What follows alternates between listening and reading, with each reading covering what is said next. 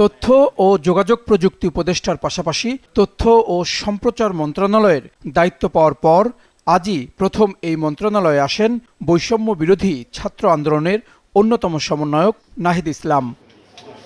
কর্মকর্তাদের সাথে আলোচনার পর নিজের পরিকল্পনার কথা তুলে ধরেন তিনি। আমাদের এখানে মত প্রকাশের স্বাধীনতার উপর নানাভাবে বাধা তৈরি করা হয়েছে এবং যেহেতু ফ্রিডম অফ প্রেস যদি না থাকে ফ্রিডম অফ স্পিচটিও কিন্তু নিশ্চিত হয় না। তো সেই জায়গায় কিন্তু গণমাধ্যমের স্বাধীনতা নিশ্চিত করতে আমাদের কাজ করতে হবে। সেই জায়গায় বিভিন্ন ধরনের আইন এবং বিধিনিষেধ রয়েছে যেগুলো নিয়ে সমালোচনা রয়েছে। আমাদের এই আইন এবং বিধিনিষেধগুলো কিন্তু পুনর্বিবেচনা করতে হবে যাতে বাক স্বাধীনতা বা প্রেসের স্বাধীনতা যাতে সেখানে বাধাগ্রস্ত না হয়। তার বক্তব্যে উঠে আসে বহুল আলোচিত সাগররুনি হত্যাকাণ্ডের বিষয়টিও। বলেন, এই হত্যাকাণ্ড নিয়ে অনেক প্রহসন করা হয়েছে। সাগররুনি হত্যাকাণ্ড সহ এই ধরনের যে হত্যাকাণ্ডগুলো হয়েছে, সাংবাদিকদের উপর নিপীড়ন হয়েছে, এই বিষয়গুলোর তদন্ত করতে হবে এবং সরকারের জায়গা থেকে যা ভূমিকা বা মন্ত্রণালয়ের জায়গা থেকে সেই ভূমিকাগুলো আমরা অবশ্যই পালন করব।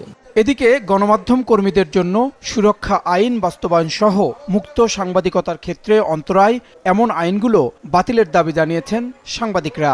দুপুরে জাতীয় প্রেস ক্লাবে সাংবাদিক সাগররুনি হত্যার বিচারের দাবিতে এক বিক্ষোভ সমাবেশে এসব কথা বলেন তারা।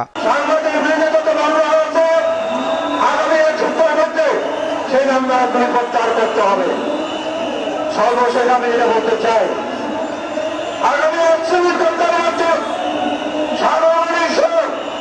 বিশেষ করে হত্যাকাণ্ডের গ্রেপ্তার করে বিচারের আওতায় আনতে হবে। অন্যথায় গোটা সাংবাদিক সমাজ জনতা মিলে বৃহত্তর আন্দোলন করতে হবে।